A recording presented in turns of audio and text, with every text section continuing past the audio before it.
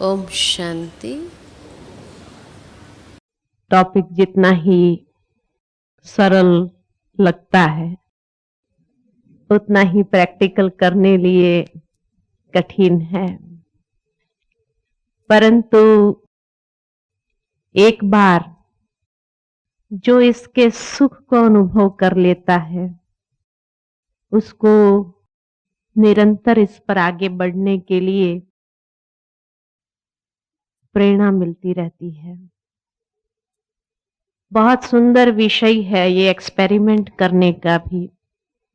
Spark की जहां हर value के ऊपर रिसर्च है, तो ये भी एक रिसर्च का विषय है कि जहां हम अपने विषयों पर एक्सपेरिमेंट्स करते जाएं, क्योंकि जितना एक्सपेरिमेंट्स करते हैं उतना ही उसके अनुभव से एम्पावर होते जाते हैं, सशक्त बनते जाते हैं। और जितना सशक्त बनते जाते, एम्पावर होते जाते हैं, उतनी ही अनेक प्रकार की एनलाइटनमेंट हमारी बढ़ती जाती है। तो एक्सपेरिमेंट्स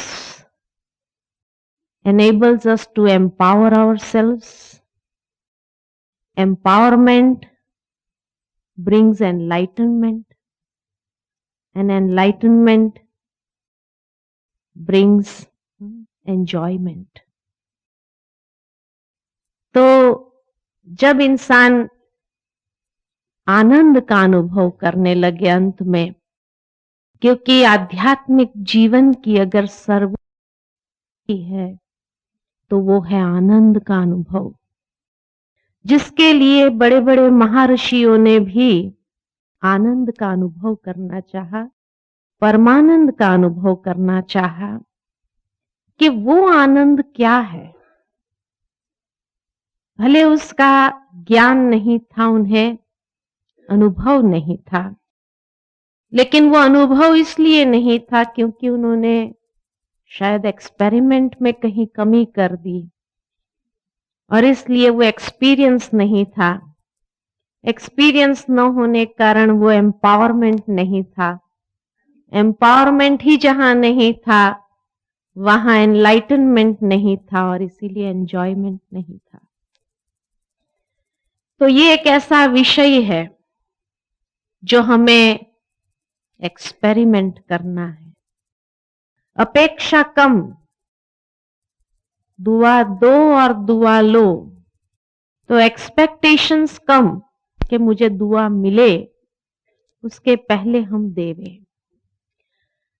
क्योंकि जितना अंदर से हमारे दुआ निकलती जाएंगी उतना अपने आप हम ऐसे कार्य के लिए निमित्त बनते जाते हैं कि दुआएं प्राप्त करने के लिए पात्र बन जाते हैं। तो सबसे पहले हम इस बात को जानेंगे कि दुआ दे कैसे सकते हैं हम।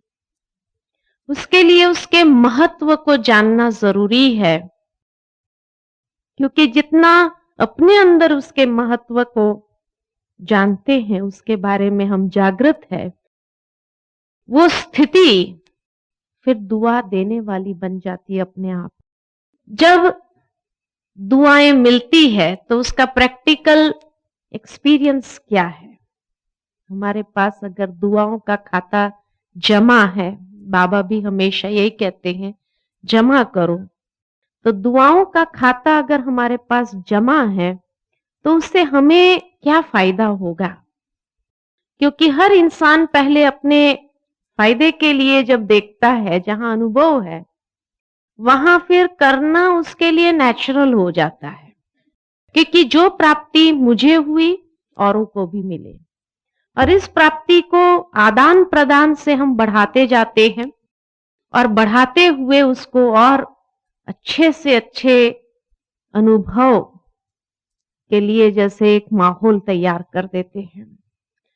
तो सबसे पहली बात कि इसका महत्व अपने जीवन में यह है कि कोई भी बड़े से बड़ी समस्या अगर आती है जीवन के अंदर, उस समस्या से हमें अगर पार उतारने की शक्ति अगर रखती है तो वो है दुआओं की शक्ति।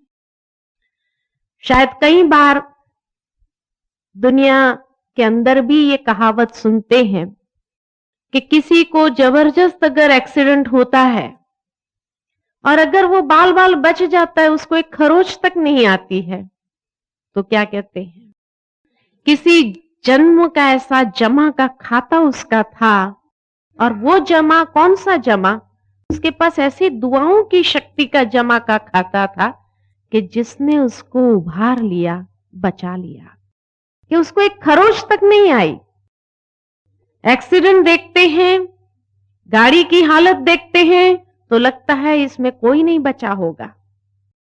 तो ऐसे कई उदाहरण हमें देखने को मिलते हैं कि जहां दुनिया के लोग भी इस बात को स्वीकार करते हैं कि दुआओं की शक्ति ही हमें बचा सकती। तो बड़े से बड़ी समस्या को पार करने की अगर ताकत है तो वो है दुआओं की शक्ति के अंदर। तो इसलिए दुआओं का खाता हमारे पास जमा होना बहुत जरूरी है। दूसरा कि जो एक इंटरनल सेटिस्फैक्शन कहे, एक प्रसन्नता कहे, एक संतुष्टि का अनुभव कराती है, खुशी का अनुभव कराती है, तो जितना हमारा जमा का खाता ज्यादा होगा उतना उसका अनुभव अधिक से अधिक हमें हो सकता है। और जब इस प्रसन्नता की स्थिति में हम होते हैं और उस समय अगर हमारे सामने कोई भी व्यक्ति आ जाए, कोई भी बात आ जाए, तो भी हम उसको इतना सीरियस नहीं लेते हैं, लेकिन उस समय भी जो भी व्यक्ति हो, जो भी परिस्थिति हो, उसमें भी हम एक स्टेबल माइंड रख करके हम किसी के प्रति भी दुआएं दे भी सकते हैं। या हमारी प्रसन्नता ही ऐसे वाइब्रेशंस जनरेट करती है जो दूसरों को दुआएं मिलने का अनुभव होता है। तो हमारे अंदर की सुख की स्थिति, जो बाबा ने 2-3 मुरलियों के पहले भी एक बात कही थी कि सुख दो और सुख लो, दुआएं, क्योंकि दुआएं और सुख का आपस में बहुत गहरा कनेक्शन है कि हमारी आंतरिक स्थिति अगर डिस्टर्ब नहीं है, हर रीति से अगर प्रसन्नता वाली है, तो उस समय जो वाइब्रेशंस निकलते हैं वो स्वतः ही दूसरों के लिए दुआ का कार्य कर देता है। दूसरों के अंदर भी एक प्रकार की ज्योति प्रकट कर देती है, उम्मीद की, आशा की ज्योति प्रकट कर लेती है। तो इसलिए दुआएं हमें भी अनुभव कराती है और सामने वाले को भी मिलने का अनुभव होता है कि ये व्यक्ति के संपर्क में जब भी आते हैं, भले वो बात न भी करे, हमसे कुछ बात भी ना करे, लेकिन उसके सानिध्य में भी अगर हम बैठते हैं तो भी बहुत अच्छा एक अनुभव होता है। जब हम दादियों के सन्मुख जाते हैं, जैसे कभी बड़ी दादी जी के सन्मुख चले गए, कभी गुलजार दादी जी के सन्मुख चले गए, कभी जानकी दादी, भले अगर वो न भी बोले, खाली दृष्टि देते रहे हमें, उस दृष्टि में भी, क्योंकि उनके अंतर की स्थिति इतनी जैसे संतुष्टता की और प्रसन्नता की है कि उसके वो वाइब्रेशंस भी हमें निरंतर देते ही है। तो इसलिए महत्व उसका ये है कि वो हमारी स्थिति को भी बहुत ऊंची बना देता है और दूसरों को भी मिलने का अनुभव स्वतः करा देता है। तीसरी बात है कि दुआएं एक ऐसा लिफ्ट का कार्य करती है जो हमें निरंतर उड़ने का, आगे बढ़ने का अनुभव कराती है। जितना दुआओं का खाता हमारे पास अधिक होगा, उतना आगे बढ़ने का अनुभव हम स्वतः कर सकते हैं और प्रगति के पथ पर है ये महसूस होता रहेगा। जैसे कहा, समस्याएं तो पार करते, लेकिन समस्याओं को पार करते हुए भी जैसे नीचे उतरने का अनुभव नहीं, लेकिन आगे बढ़ रहे हैं। एक लिफ्ट है हमारे लिए जो उड़ती कला की ओर हमें ले जाती है। ये निरंतर एक अनुभव हमें प्रदान करता है। और चौथी बात है कि अंदर में हर रीति से एक संपन्नता का अनुभव कराता है।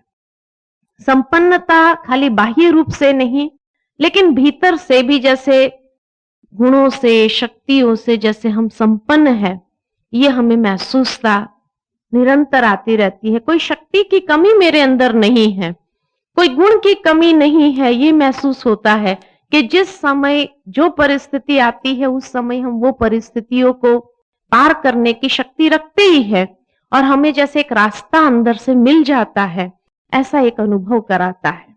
और पांचवी बात यह है कि दुआएं देने के लिए या लेने के लिए भी श्रेष्ठ कर्म जरूरी है, कर्म बेस हो जाता है।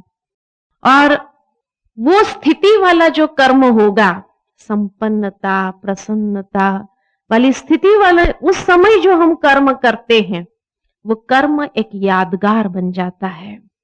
यादगार भी ऐसा यादगार सिर्फ अपने जीवन के लिए एक यादगार नहीं बन जाता है, लेकिन दूसरों के लिए भी एक यादगार बन जाता है कि दूसरे भी उस कर्म का उदाहरण देने लगते हैं और उससे प्रेरणा प्राप्त करते हैं, उससे निरंतर वो कुछ न कुछ इंस्पिरेशन लेते हैं। ऐसा यादगार वाला कर्म वो बन जाता है। तो इसीलिए वो कर्म में भी इतनी शक्ति होती है, वो श्रेष्ठ कर्म भी इतना पावरफुल है कि वो कर्म भी एक यादगार स्वरूप बन जाता है, जो यादगारों की कहानियां शास्त्रों में शायद हमारी बनी हुई है। लेकिन दुआएं मिलती किसको है ना? ये तो महत्व जाना, लेकिन किसको मिल सकती है? अगर हमें पहले, क्योंकि जब तक हम उसको प्राप्त करके अपने जमा के खाता को नहीं बढ़ाते हैं, तब तक हम दूसरों को भी कैसे उसका अनुभव सुनाएंगे और उसको प्रेरित करेंगे, मोटिवेट करेंगे। तो दुआएं किसको मिलती है? बाबा का एक स्लोगन याद आता है जो बाबा हमेशा बच्चों को कहते हैं, बैलेंस से ब्लेसिंग्स मिलती है। तो जिसके जीवन में बैलेंस है, बैलेंस किसमें और किसमें? बैलेंस की कई प्रकार के गुणों की बैलेंस तो हम बताते हैं, लेकिन मेन बैलेंस अगर देखा जाए तो वो है चारों सब्जेक्ट की बैलेंस। ज्ञान, योग, धारणा और सेवा, चारों सब्जेक्ट की जितनी हमारी बैलेंस है, ज्ञान का मंथन भी चलता हो, ज्ञान की अपने जीवन में धारणा भी हो और उस धारणा का प्रैक्टिकल स्वरूप व्यवहार में आता है, संबंधों में आता है कि कितना हम उस ज्ञान को अपने संबंधों में, व्यवहार में प्रैक्टिकल अप्लाई कर सकते हैं। उसी से पता चलता है कि उसने ज्ञान को रिजिडिटी से अपने जीवन में लिया है या उसने ज्ञान को सचमुच अपने जीवन में ले आकर के अपने जीवन में अपने संस्कारों को मोड़ा है। तो मोड़ने का अनुभव शक्ति का अनुभव नहीं, रिजिडिटी का अनुभव ना हो कि ये व्यक्ति जो है ना बहुत रिजिड है, इसके ज्ञान की ये बात है। बाबा ने हम बच्चों को ज्ञान की जो बातें सिखाई है, लेकिन बाबा ने हमेशा यही कहा है कि बच्चे, सांप भी मरे और लाठी भी न टूटे, इस तरह से हमारी धारणा भी सुरक्षित हो, हमारा जो नियम है वो भी सुरक्षित हो और हम अपना कार्य भी करा ले। ये दोनों प्रकार की बैलेंस, इसलिए कहा ज्ञान का व्यवहारिक स्वरूप अगर है तो वो है अपने संबंधों में, कि कितना हम उसको अप्लाई करके अपने संबंधों में ज्ञान को बैलेंस के साथ चलते हैं।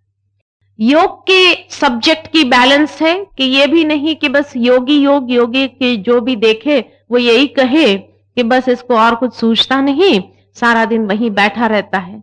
ये हमारे योग से किसी को दुख नहीं पहुंचना चाहिए कि अगर मैं योग कर रही हूं तो मेरे योग से किसी को दुख की प्राप्ति नहीं होनी चाहिए।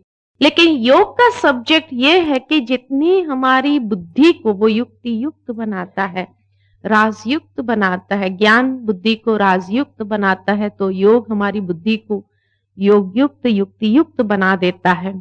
इसीलिए बाबा यही कहते, ज्ञानी तू योगी तू आत्मा मुझे प्रिय है। तो योग का प्रैक्टिकल स्वरूप हमारे चरित्र में आ जाता है, हमारे जीवन के अंदर उसको दिखाई देने लगते हैं, हमारे चलन के अंदर दिखाई देता है। जो बाबा कहते एक चमकती हुई ज्योति की तरह वो सबको साक्षात्कार कराता है। तीसरा के धारणा की जहां सब्जेक्ट की बात आती है, धारणा हमारे जीवन से प्रत्यक्ष हो, हमें बोलने की आवश्यकता नहीं कि हमें ये चाहिए वो चाहिए, लेकिन हमारी धारणा ही ऐसी हो जो सामने वाला व्यक्ति कहे आपको क्या चाहिए, आप जिस प्रकार कहे, यानी कहने का भावार्थ कि हमारे लिए स्वतः ही जैसे एक एक मार्ग खुलते जाते हो, इस प्रकार की हमारी धारणाएं बन जाए। कोई धारणा को हम जैसे इस तरह से न पकड़े कि जिससे औरों को भी दुख दे हम, और अपने वचनों से उस धारणा को फॉलो करने के लिए दूसरों को अपने वचन द्वारा दुख दे देते हैं। कई बार बोलने में इतना कड़क बोल देते हैं जो सामने वाला व्यक्ति भी टूट जाता है अंदर से कि यही आपका बाबा सिखाता है, यही आपका ज्ञान कहता है क्या। और सेवा, तो इसलिए कहने का भावार्थ के बैलेंस जो रखनी है चारों सब्जेक्ट में, क्योंकि अक्सर हमारा कनेक्शंस जो दूसरों के साथ आता है वो कनेक्शंस में आता है, और कनेक्शंस में उसका प्रैक्टिकल एप्लीकेशन के समय अगर बैलेंस नहीं रखा है तो दूसरों की दुआएं प्राप्त हम नहीं कर सकते, वहां तक कि शायद भगवान की दुआओं को भी हम प्राप्त नहीं कर सकते। दूसरा, दुआ प्राप्त वही कर सकता है जो सुपात्र होता है, जिसके अंदर पात्रता है, और वो पात्रता जो उसने डेवलप की है वो अपनी धारणाओं से उसने वो पात्रता डेवलप की है, और उस कारण से जो मर्यादाओं के आधार पर उसने वो पात्रता अपनी डेवलप की है, वो पात्रता जिसके अंदर है उसको स्वतः ही दुआएं मिलती जाती है। तीसरा, दुआ उसको मिलती है जो विशेष आवश्यकता के समय पर सहयोगी बन जाता है। आवश्यकता के समय पर सहयोगी न बने, बाद में समय बीत गया और उसके बाद सहयोग दिया भी तो उसका कोई महत्व नहीं है। जिसको कई बार बाबा कहते हैं आई वेल में जो मददगार बन जाता है दुनिया के अंदर भी, जो समय पर किसके पास खड़ा हो जाता है मदद करने के लिए, उसको वो जो अंतर से दुआ उसकी निकलती है, दुआ देता है कि आज ये व्यक्ति अगर नहीं होता था तो शायद मैं ये कार्य नहीं कर सकता था, या ऐसे मुसीबत में मैं फंस जाता। तो उस समय जो अंतर से उसकी हर वक्त जो बात निकलती है, जितनी बार भी वो वर्णन करता है, तो आवश्यकता के समय पर मददगार बनना, आवश्यकता नहीं है बाकी तो बहुत बार लोग मदद करते रहते हैं, लेकिन आवश्यकता पर अगर मदद कर लिया तो उसको कहा जाता है कि हाँ, इसको दुआएं स्वतः प्राप्त हो जाती है। चौथी बात कि दुआएं उसको मिलती है जो खास कोई विशेष सेवा के निमित्त बन जाते हैं, कोई विशेष कार्य के लिए निमित्त बन जाते हैं, और वो एक महत्वपूर्ण कार्य होता है, और उस वक्त अगर वो कार्य के लिए निमित्त बन करके उसमें भी निमित्त भाव को अडॉप्ट करना, मैंने ये किया या बाबा ने मुझे बनाया, ये भी भाव उसमें न हो कि देखो मैं बहुत अच्छा हूं इसलिए बाबा ने मुझे चुना ये कार्य करने के लिए, ये भी इसमें भाव नहीं आना चाहिए। लेकिन जो एक बहुत बड़ी सेवा के लिए अगर निमित्त बनता है और उस निमित्त बनने के साथ साथ उसके अंदर वो निमित्त भाव सदा बना रहता है कि नहीं मैं तो निमित्त हूं, करन करावनहार बाबा करा रहा है, ये भाव उसके अंदर अगर बना रहता है तो उसको भगवान की दुआएं भी मिलती ही है और लोगों की दुआएं भी मिलती है। तो जो कोई नहीं कर सकता है ऐसा कोई विशेष कार्य करने के लिए निमित्त बन जाता है, तो वो सर्व की दुआएं भी और भगवान की दुआओं को भी प्राप्त करने के लिए निमित्त बन जाता है। पांचवी बात के दुआएं उसको मिलती है जो समय पर कोई कार्य पूरा करता है ना। एक कार्य दिया हुआ है और समय पर अगर उसको पूरा कर दिया तो समय पर जितने लोगों को उसका सुख मिलता है तो उसके लिए उसको दुआएं मिल जाती है। समय बीतने के बाद अगर पूरा भी किया लेकिन वो किसी के काम के ही नहीं आया, एक मकान है उसको समय पर पूरा कर दिया और उसी समय बड़ा फंक्शन हो, बड़ा प्रोग्राम हो और कितने लोगों को वहां आसरा मिल जाए, वहां रहने का एक ठिकाना मिल जाए, तो उस समय हर एक के अंदर से एक दुआ निकलती है। लेकिन अगर समय पर उसको पूरा नहीं किया, संपन्न नहीं किया उस कार्य को, बाद में अगर पूरा भी किया, प्रोग्राम के समय सबको तकलीफ सहन कर बाद में पूरा हो भी गया, क्या फायदा?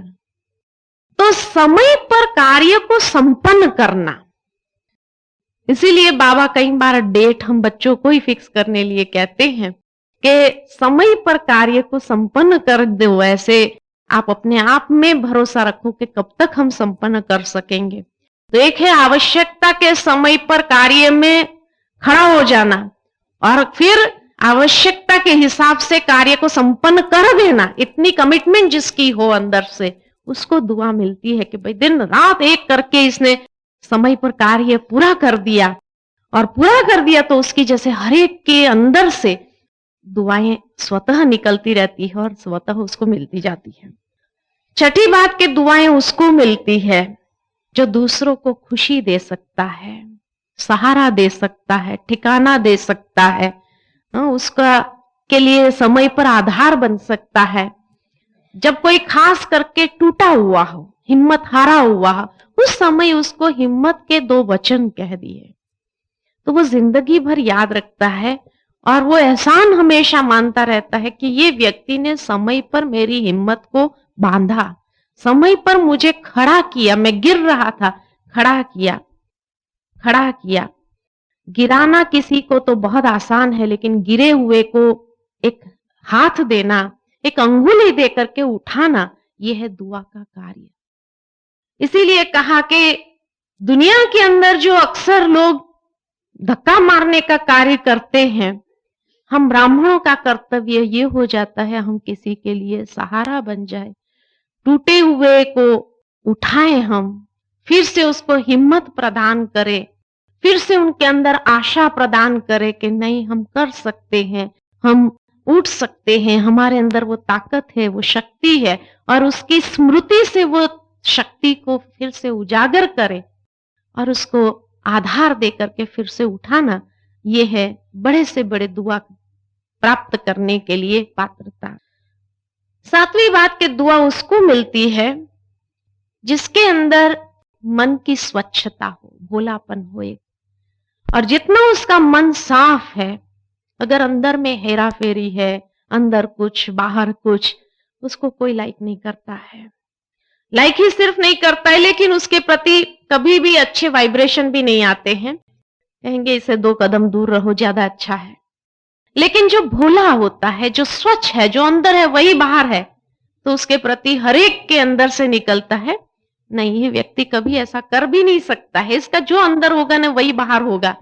तो उसके प्रति हर एक का विश्वास बन जाता है, और उसके लिए जैसे हर एक को अंदर से निकलता है कि नहीं ये व्यक्ति ऐसा नहीं कर सकता। ये भी बहुत बड़ी दुआ है हमारे लिए कि हमारी अगर इंप्रेशन अगर ये पड़ जाए कि नहीं ये व्यक्ति ऐसा नहीं कर सकता है, ये मन का बड़ा साफ स्वच्छ व्यक्ति है, इसका मन इतना प्योर है, तो ये प्योरिटी की जो वाइब्रेशंस है हमारी, वो जैसे कि हमें दुआ देने का अधिकारी बना देता है। फिर है कि पुण्य का खाता जितना हमारा जमा है वो दुआएं प्राप्त कराता है। जैसे कहते हैं भाई मैग्नेट मैग्नेट को खींचता है, ऐसे ही जितना हमारा पुण्य का खाता जमा है वो ही दुआओं को भी खींचने का एक आधार बन जाता है, और अनेकों की दुआओं को प्राप्त करने के लिए भी जैसे और श्रेष्ठ कर्म हमको कराने के लिए आगे प्रेरित करता रहता है।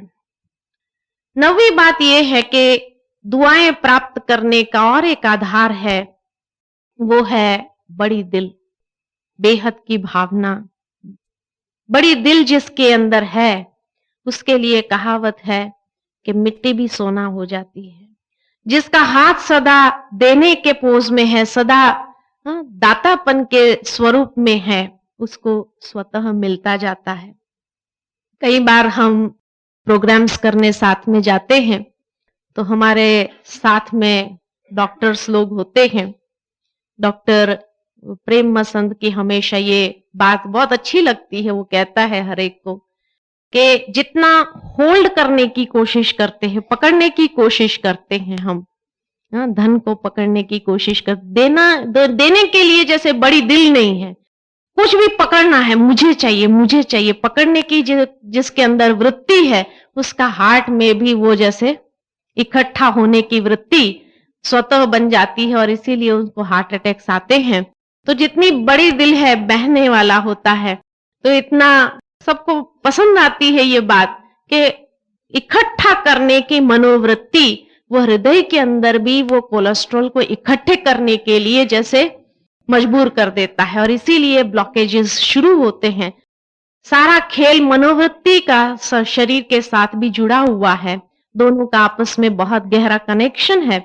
इसलिए ये उनकी बात मुझे बहुत अच्छी लगती है कि जितना हम होल्ड करने की वृत्ति रखते हैं दिमाग के अंदर कि बस मैं ही करूं और कोई न करे, मैं करूं और कोई न करे, जितनी ये वृत्ति हमारी है, नहीं सभी करे, जो भी करे, जो भी करे, तो हमेशा आप आगे ही रहते हैं।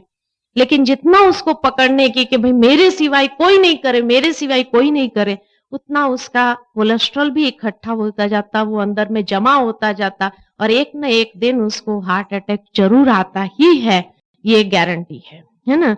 तो बड़ी दिल, बाबा इसीलिए हम बच्चों को कहता है कि बड़ी दिल रखो, सेवा में भी बड़ी दिल रखो, दातापन के अंदर भी जैसे बड़ी दिन, और जितना देते जाते, हमने प्रैक्टिकली एक्सपेरिमेंट करके देखा है कि जितना हम अपने अंदर से जो अपने पास है वो देते जाते हैं, उतना हमें देने वाला डबल दे देता है, उतना रिटर्न में मिलता ही है, उससे अधिक मिलता है, कम नहीं मिलता है।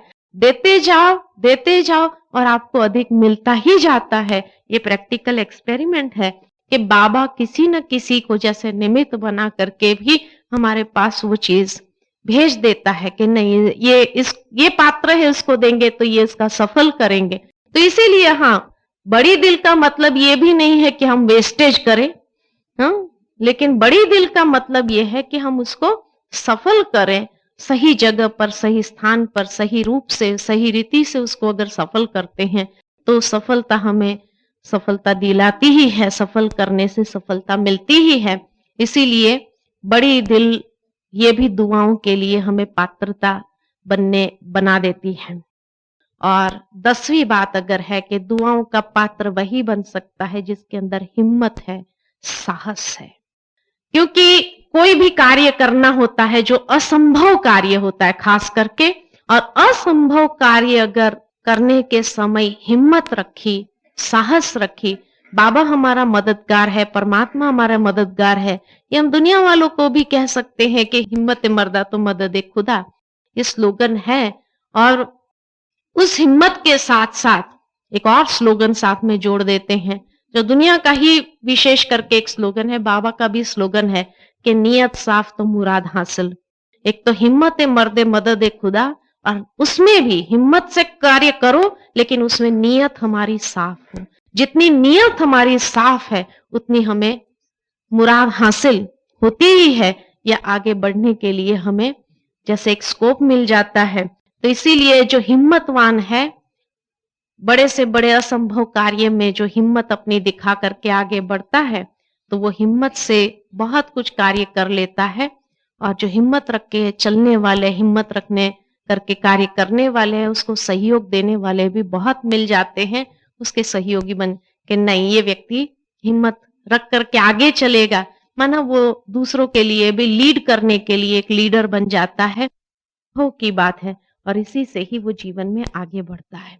बाकी जो हिम्मत का कदम भी नहीं उठाता है, उसको न किसी की मदद मिलती है और न ही वो दुआओं का पात्र बनता है। तो इसलिए दुआएं उसी को ही मिलती है जिसके अंदर ये 10 बातें हो, और जो इसके महत्व को जान करके उसके प्रैक्टिकल अनुभव करते हैं, वो दूसरों को देने के बिगर रह भी नहीं सकता है। जिसके पास जमा हो खाता, वो दूसरों को देता ही जाता है निरंतर, वो लेने की भावना फिर नहीं रखता है। उसको जहां स्वतः मिल रहा हो तो न लेने के अंदर में अपेक्षा है, भावना है, लेकिन उसको मिलता ही। अच्छा, ओम शांति।